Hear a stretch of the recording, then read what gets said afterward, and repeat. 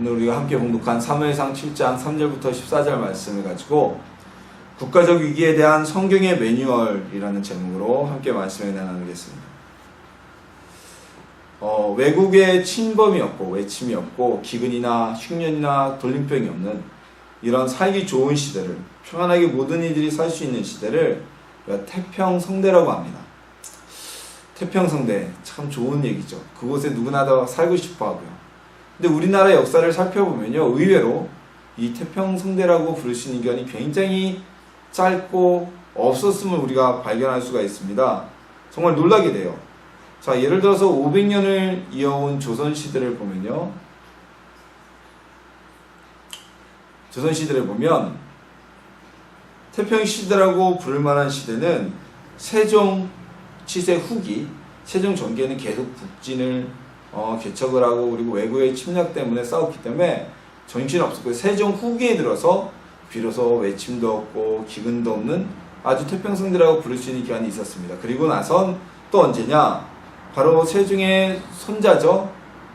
그렇죠, 손자인 성종 때가 되어서야 또한 한 30여 년간 외침도 없고 내란도 없고 반란도 없는 아주 태평성대가 열리게 되었습니다.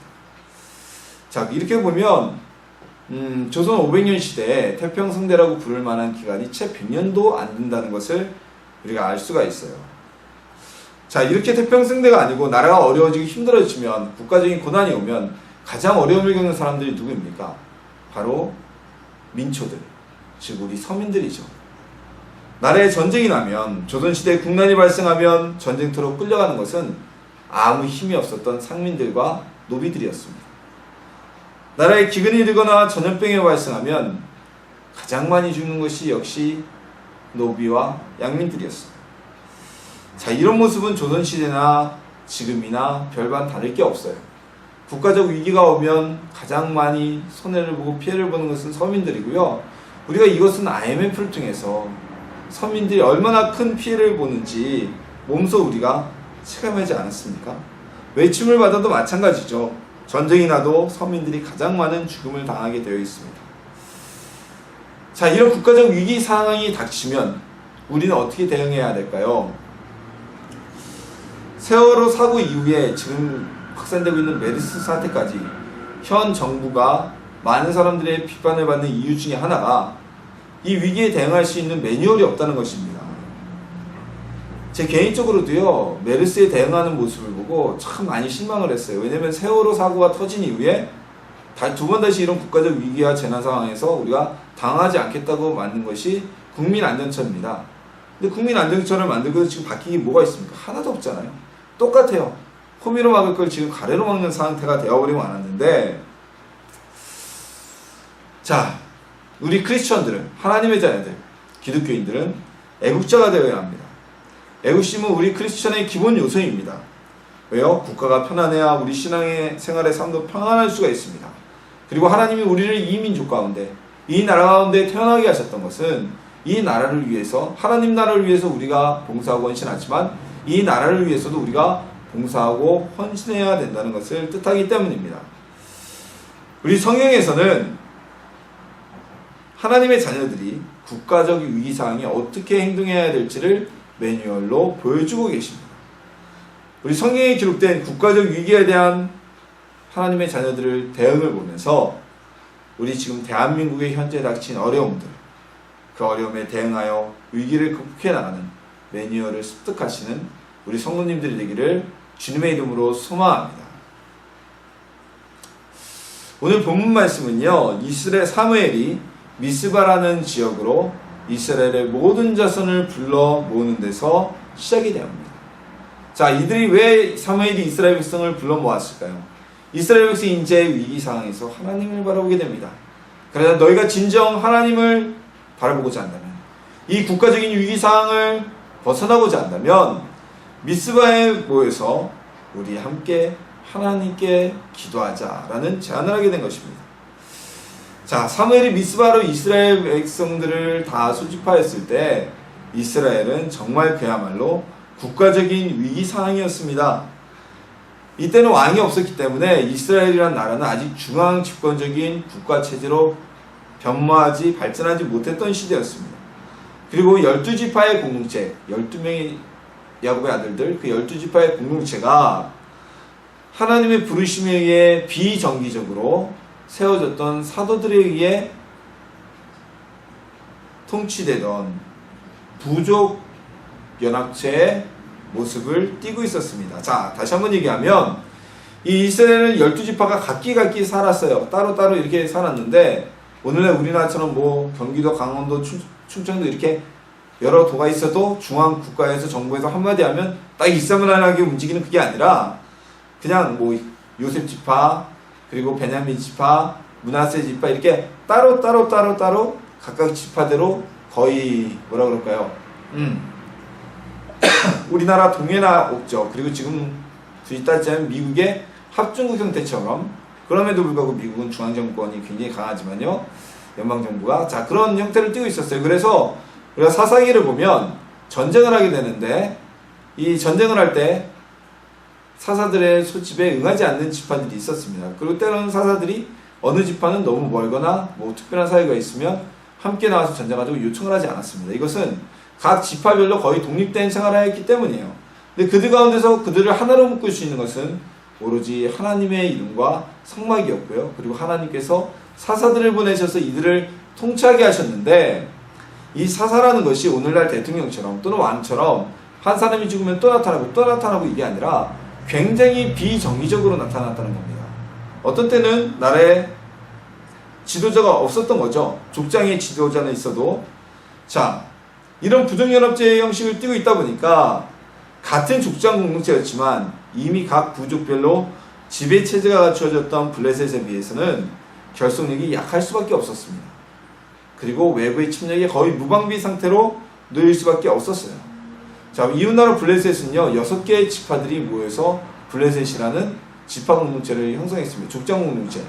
뭐 에그론, 가드, 에스글론, 아스론, 아스타론, 이런 쭉 이름들이 있잖아요. 그 6개의 성의 부족들이 모여서 하나의 블레셋이라는 큰 이름을 얻게 되었는데, 그럼에도 불구하고 이 블레셋은 이미 왕이 있었습니다. 그리고 전쟁을 하게 되면 이 6개 성읍이 함께 모여서 항상 공동으로 군사작전을 펼쳤어요. 그러고 보면 블레셋은 훨씬 이스라엘보다 더욱더 선진화되고 발달된 정치 체제를 가지고 있었다는 것을 우리가 알 수가 있죠. 자, 더군다나 이 이스라엘 백성은 블레셋이 자주 침공해서 살기도 힘든데, 이 직전에 블레셋의 공격을 막고자 블레셋이 또 이스라엘을 치러 온 거예요. 그들에게는 그들을 지도할 만한 구사 지도자도 없고 변변한 무기도 없었기 때문에 고육지책으로 성막에만 머물러야 하는 하나님의 언약궤를 전쟁에 가지고 나갑니다. 하나님의 언약궤는 성막이 이동하기 전에는 절대로 움직여서는 안 됩니다. 그럼에도 불구하고 이들은 하나님의 언약궤가 함께하면 하나님 우리와 함께 하시니까 지지 않겠지라는 생각으로 전쟁으로 가지고 나가는데요. 결과는 완패를 당하게 됩니다. 그래서 하나님의 언약궤마저 블레셋 사람들의 손에 빼앗기게 됩니다. 자, 이스라엘의 신앙적 지주이며 정신적 지주였던 여호와의 언약궤, 하나님의 임재의 상징이었던 그 언약궤를 이방인인 블레셋 손에 빼앗기게 되고 말았습니다. 또한 이 소식을 들은 이스라엘의 실질적인 지도자였던 대제사장이며 사사였던 엘리는 전쟁터에서 자신의 두 아들이 목숨을 잃고 하나님의 언약궤마저 블레셋의 손에 빼앗겼다는 소식을 듣고 의자에서 꼬꾸러져 죽어버리고 맙니다. 엘리의 후계자가 되어야 했던 그 두 아들 역시 전쟁터에서 전사하고 말게 되었습니다. 결국 이스라엘은 신앙적인 지주였던 그들의 가장 큰 결실을 굽는 하나님의 언약궤도 빼앗겨버리고 지도자도 공백이 되어버린 그야말로 위기 상황이 되고 말았습니다. 자, 그러나 하나님께서는 언약궤가 가는 곳마다 재앙을 내려 블레셋인들 가운데 하나님이 정말 진정한 신이라는 것을 인정하게 하셨고, 그들 스스로 여호와의 언약궤를 수레에 실어 이스라엘 땅으로 돌려보내게 하셨습니다. 그리고 엘리 가문이 아닌 사무엘을 새로운 이스라엘의 사사이자 지도자로 세우셨습니다. 자, 언약궤가 다시 이스라엘 땅으로 돌아오고 그리고 새로운 지도자의 세움으로 인해서 권력의 공백은 사라졌지만 여전히 이스라엘은 위기 상황에 빠져 있었습니다. 이때 새로운 지도자로 세워진 사무엘은 다음과 같이 이스라엘 온 지파에게 외칩니다. 만일 너희가 전심으로 여호와께 돌아오려거든 이방 신들과 아스다롯을 너희 중에서 제거하고 너희 마음을 여호와께로 향하여 그만 섬기라. 그리하면 너희를 블레셋 사람의 손에서 건져내시리라 하고 선언합니다. 현재적인 국가적 위기를 벗어나고 싶으면 너희가 여호와 하나님께로 돌아오라고 전하였던 것입니다. 그리고 그것을 위해서 너희 각자 집이 아닌 미스바에 우리가 모이자, 함께 모이자. 그곳에서 여호와께 마음을 드리며 우리가 기도하자고 선언을 하게 된 것입니다. 이 소식을 들은 이스라엘은 모두 미스바에 모였습니다. 나라가 블레셋의 속국이 된다면 이스라엘 민족에게 자유는 없어지고 그들은 노예와 같은 존재로 전락할 수밖에 없었습니다. 여호와 하나님을 섬길 수도 없게 되었습니다. 이스라엘은 미스바에 모여 금식하며 하나님께 그들의 범죄를 회개하기 시작합니다. 자, 국가의 위기는요, 곧 나의 위기입니다. 우리의 위기입니다. 국가의 범죄는요, 우리가 빛을 발하지 못했기 때문에 일어나는 것입니다. 나라가 위기에 처하면 우리는 이 나라를 대신하여 하나님 앞에 회개하는 모습을 가져야 합니다. 그 모습이 필요합니다. 미스바에 모였던 개개인들은 하나님 앞에서 모두 다 의인이었을지 모릅니다. 죄를 짓지 않았을지 모릅니다. 하지만 그들은 모여서 한마음으로 금식하며 하나님께 그 나라 이스라엘의 범죄를 회개하며 나아가게 되었던 것입니다. 하나님께서 요나를 통해 니느웨의 멸망을 선언하셨습니다. 요나는 그 소식을 니느웨에 전하기 싫어서 우리가 잘 알다시피 다시스로 가는 배를 타고 가다가 풍랑이 일고 물고기 뱃속에서 3일 있다가 니느웨로 가서 하나님의 말씀을 선언합니다. 이 성이 100일 후에 하나님께서 멸망하실 것이다. 이 성의 죄악이 너무나 가득 차서 하나님이 용서하지 않으실 것이다. 자, 그 소식을 들은 니느웨의 왕은 자신을 포함하여 온 국민과 심지어는 가축들까지 금식을 시키며 함께 금식하며 하나님 앞에 자신들의 죄를 회개합니다. 자, 그러자 이미 하나님의 심판이 예정되었던 것이지만 니느웨, 비록 이방인이었던 그 니느웨 사람들이지만 그들이 하나님께 용서를 구하는 모습을 보신 하나님은 니느웨 성에 예정된 심판을 유예하십니다. 아합과 연합하여 전쟁터로 나갔던 여호사밧의 범죄로 인해 하나님께서는 모압과 암몬과 세일산 세 나라의 연합군을 유다 나라로 침공하게 하십니다. 병력면에서나 무장에서나 훈련도에서 유대 군대로서는 절대 이들을 막을 수 있는 상황이 아니었습니다. 자, 그런데 여호사밧과 온 이스라엘은 이때 무엇을 했습니까? 금식하며 회개하며 하나님의 은혜를 구하였습니다. 그러자 하나님께서는 이들의 기도를 들으시사 이스라엘에게 유다 나라에 내려졌던 하나님의 심판을 면제시켜 주십니다. 유대를 치러왔던 세 나라의 연합군은 내분이 발생해서 서로 싸우다가 한 명도 남김없이 전멸하게 됩니다.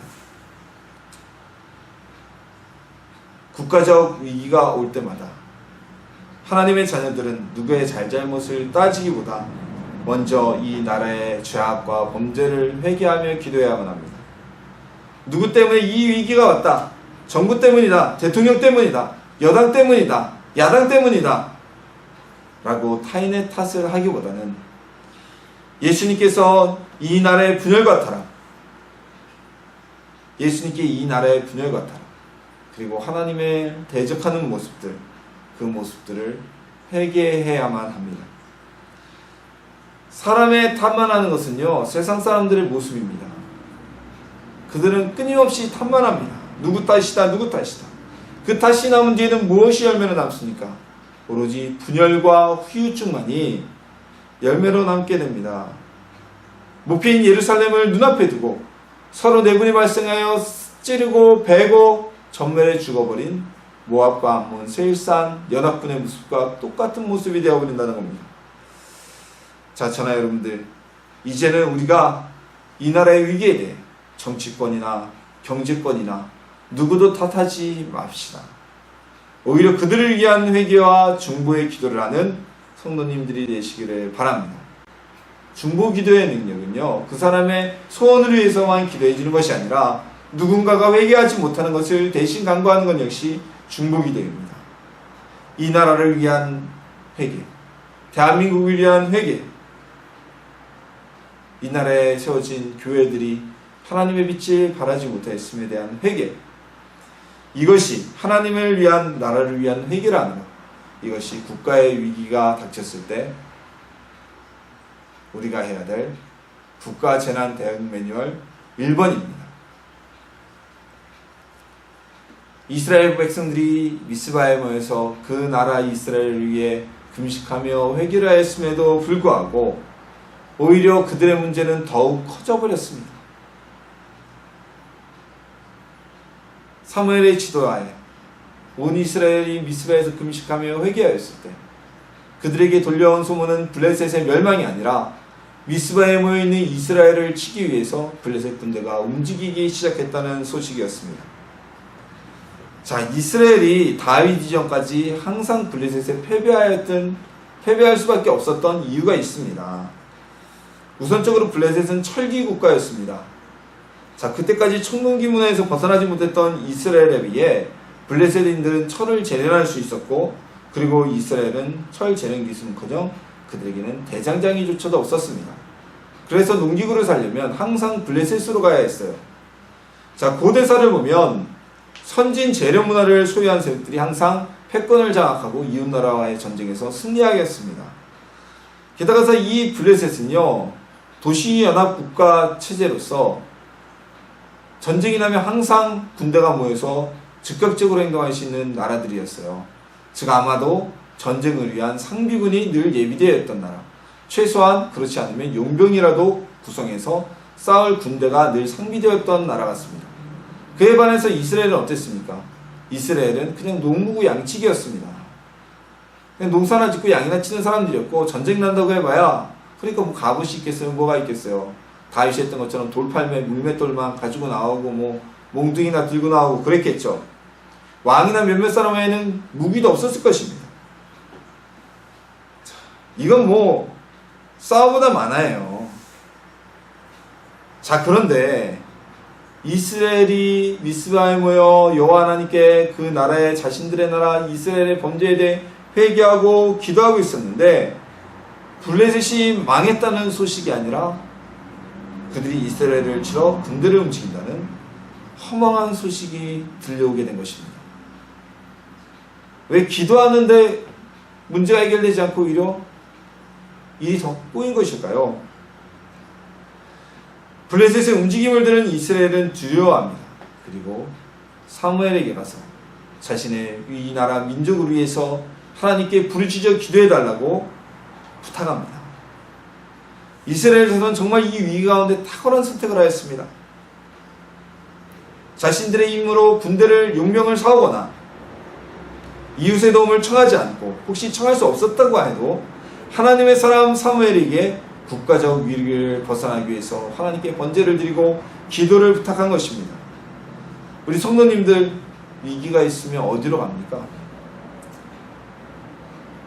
우리는 기도해야죠. 그러나 혼자 기도하는 것보다 목회자들에게 기도의 중보를 부탁하십시오.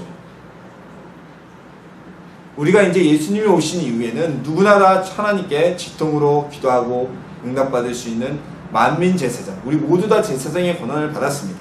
그래서 누구나 다 기도할 수가 있습니다. 하지만 하나님께서 그의 양들을 돌보라고 세우신 목회자들, 전도사님, 목사님들, 강도사님들, 이분들은요, 하나님의 양들을 세우고 그들을 돕는 직분을 받았기 때문에, 사명을 받았기 때문에 이 목회자들의 기도는 또 다른 중보의 힘이 나타나게 됩니다. 사무엘이 이스라엘 자손의 이야기를 듣고 어린 양을 잡고 부르짖어 기도했을 때 놀라운 기적이 일어나게 됩니다. 사무엘이 젖먹는 어린 양 하나를 가져다가 온전한 번제를 여호와께 드리고 이스라엘을 위하여 여호와께 부르짖음에 여호와께서 응답하셨더라. 사무엘이 번제를 드릴 때 블레셋 사람이 이스라엘과 싸우려고 가까이 오매 그날에 여호와께서 블레셋 사람에게 큰 우레를 발하여 그들을 어지럽게 하시니 그들이 이스라엘 앞에서 패한지라. 이스라엘 사람들이 미스바에서 나가서 블레셋 사람들을 추격하여 벳가달에 이르기까지 쳤더라. 아멘. 사무엘이 이스라엘 백성의 마음을 받아 하나님 앞에 번제를 드리던 그때 오히려 하나님께서는 블레셋 군대 가운데 큰 의뢰, 무엇입니까? 어제 이 지역에, 우리 송북구 지역에 번개와 천둥과 번개를 동반한 막 비가 내렸어요. 그것처럼 큰 천둥과 번개를 이스라엘 향해 진군하고 있던 블레셋 군대 가운데 내리셔서 그들을 어지럽게 하셨다. 이건 혼란스럽게 하셨다는 거예요. 전투를 벌일 능력을 상실하도록 만드셔서 오히려 이스라엘에게 패배하게 하는 기적이 나타나게 하셨던 것입니다. 근데 이 전쟁에서 패배는요, 블레셋 군대가 단지 한 번의 전투에서 이스라엘은 다 재수없어서 그날 패했어, 뭐 갑자기 천재지변 때문에 우리가 패했어 라고 끝난 것이 아니라 추후에도 이스라엘의 땅에 함부로 들어오지 못하게 하는 아주 아픈 기억으로 남게 되었습니다. 자, 이것은 국가적 위기에 대응해야 하는 우리 그리스도인들의 두 번째 매뉴얼입니다. 우리는 국가적 위기가 있을 때 하나님을 찾아야 됩니다. 하나님께 기도해야 합니다. 하나님께 부르짖어 응답을 받아야만 합니다. 우리 개인이 무엇을 할 수가 있겠습니까? 우리 스스로가 아무리 누군가를 얘기하고 거리에 나간다고 해도 그것으로 바꿀 수 있는 게 얼마나 되겠습니까?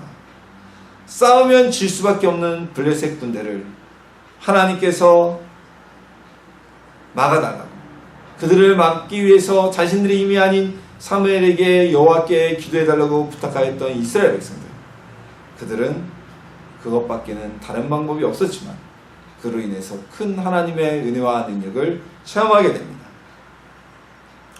히스기야는 하나님이 사랑하셨던 왕입니다. 근데 그 히스기야도 허물이 있어요. 유다 나라에 사네립이 침공을 하게 됩니다. 아스리의 사네립이 침공하여서 예루살렘을 포위했을 때 히스기야는 그 사네립을 위해 하나님께 기도하기보다는 자신이 가지고 있는 모든 금은패물, 심지어 성전에 덮여져 있던 금까지 벗겨서 사네립에게 주고 화해를 청합니다. 화친을 맺습니다. 그리고 위기를 벗어났다고 생각하고 남쪽에 있었던 대항 세력인, 아수르의 대항 세력인 애국과 동맹을 맺어 아수르를 견제하려는 시도를 합니다. 이 소식을 들은 사네립은 유다에 2차 침공을 하게 됩니다. 그리고 예루살렘을 포위하고 유다 나라를 완전히 멸망시키려 하였습니다. 히스기야가 더 이상 할 수 있는 일은 아무것도 없었습니다. 사네립은 히스기야에게 이미 한번 화친을 맺었다, 어찌 보면 속았기 때문에 또다시 화친을 맺을 생각은 없었고 히스기야를 제거할 목적으로 침공하였던 것이기 때문입니다. 이때 히스기야는 하나님께 눈물을 흘리며 부르짖어 기도합니다. 그러자 하나님의 놀라운 역사가 나타납니다. 7만 5천 명이라는 군대가 하룻밤 사이에 모두 다 죽임을 당하게 하시고 죽음을 맞이하고 사네립 혼자만이 고국으로 돌아가게 됩니다. 누가 하셨겠습니까? 바로 하나님께서 하신 일입니다. 우리는요, 문제가 있으면 고생할 거 다 하고, 그리고 뭐 어려움 겪을 거 다 겪고 하나님께 나올 때가 있습니다. 아닙니다. 이제는 우선순위를 바꿔서 우리 지름길로 갑시다. 우리나라에 어려움이 있고 문제가 있습니다. 개인적인 문제도 마찬가지지만 이 나라에 어려움과 문제가 있다면, 정말 여러분들이 이 나라를 생각하신다면 먼저 하나님께 나와 기도하며 이 나라를 위해 부르짖어 구하는 여러분이 되기를 소망합니다. 이것이 우리 그리스도인들이 가져야 할 국가 재난 대응 매뉴얼 2번입니다. 그 가운데 하나님은 우리가 알 수 없는 놀라운 기적적인 응답을 베풀어 주실 것입니다. 이스라엘 민족을 위한 기도는 패배 위기에서 그들을 건지기만 한 것이 아니었습니다. 본문 14절에는 이렇게 기록되어져 있습니다. 블레셋 사람들이 이스라엘에게서 빼앗았던 성읍이 에그론부터 가드까지 이스라엘에게 회복되니 이스라엘이 그 사방 지역을 블레셋 사람들의 손에서 도로 찾았고 또 이스라엘과 아모리 사람 사이에 평화가 있었더라. 에그론과 가드는요, 블레셋의 6족속이 차지한 성들 중에 포함되어 있었던 곳입니다. 그런데 원래 이곳은요, 블레셋 땅이라는 것이 원래 하나님께서 가나안 땅을 이스라엘 백성에게 분배하실 때 이스라엘 민족에게 주셨던 땅이었어요. 근데 이스라엘이 한 번도 이 사무엘 때까지 단 한 번도 이 땅을, 블레셋 땅을 차지한 적이 없었습니다. 왜냐면요, 앞서 말씀드렸던 것처럼 도저히 이스라엘의 힘으로는 블레셋과 싸워 이길 수 없었기 때문입니다. 여호수아 시대에 점령을 했어야 되는데 그들이 더 이상 전진하지 않았어요. 여기까지 이만큼만 해도 우리는 충분히 잘하고 그 땅을 차지하지 않았습니다. 자, 그런데 이스라엘 백성이 모여서 하나님께 회개하며 기도하니까 하나님께서는 에그론부터 가드까지 블레셋에 속했던 그 땅까지 이스라엘이 회복하게 하여 주셨던 것입니다. 물론 사무엘 당시까지도 이 땅은 블레셋에 속하였지만 다윗이 통치하며 주변 나라를 모조리 복속시켰고, 그리고 블레셋은 이후의 역사에서, 성경의 역사에서 사라져버리게 됩니다.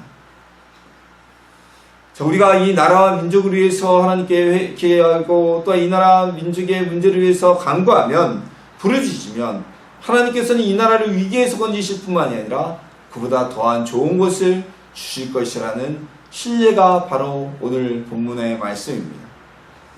오늘 본문이 과거 이스라엘의 이야기라고 생각하면 우리는 이 성경을 읽을 필요가 없습니다.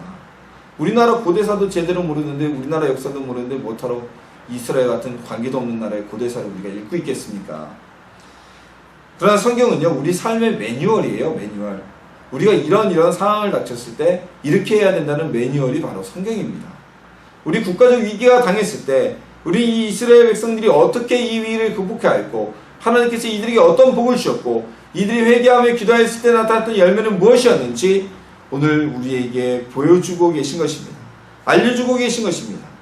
이 매뉴얼은 어느 시대, 어느 민족, 누구에게나 동일하게 적용되는 공식입니다.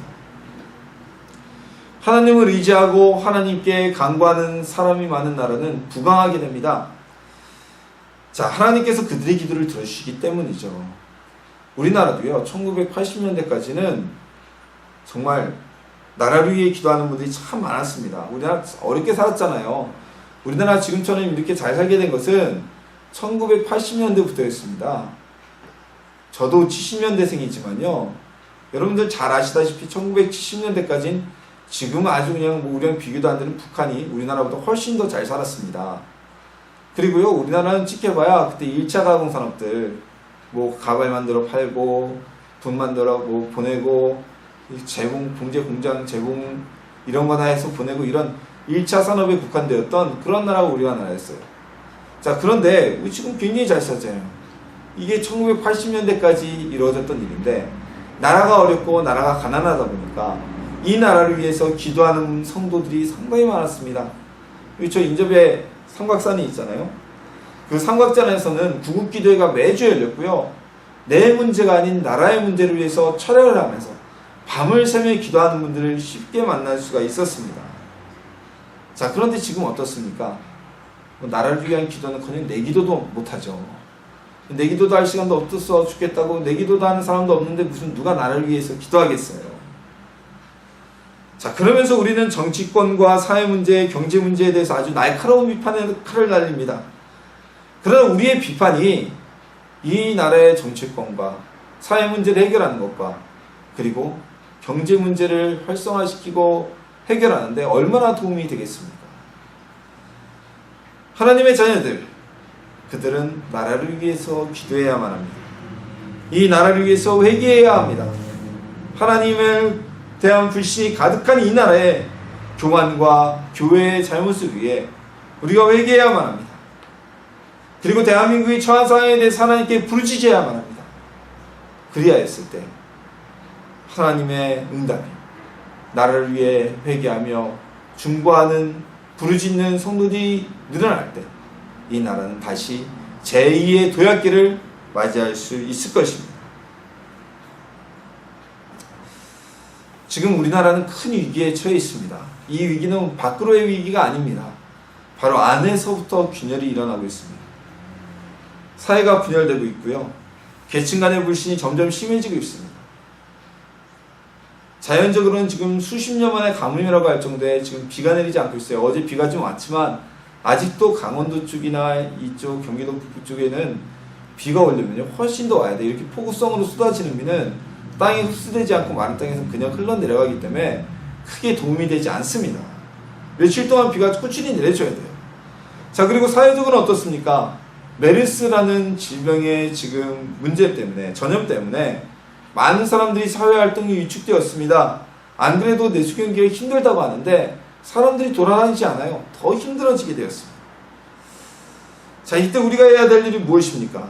정부의 무능을 규탄하고 그리고 반사회적 행위에 대한 비판을 하는 것이 우리의 할 일이 아닙니다.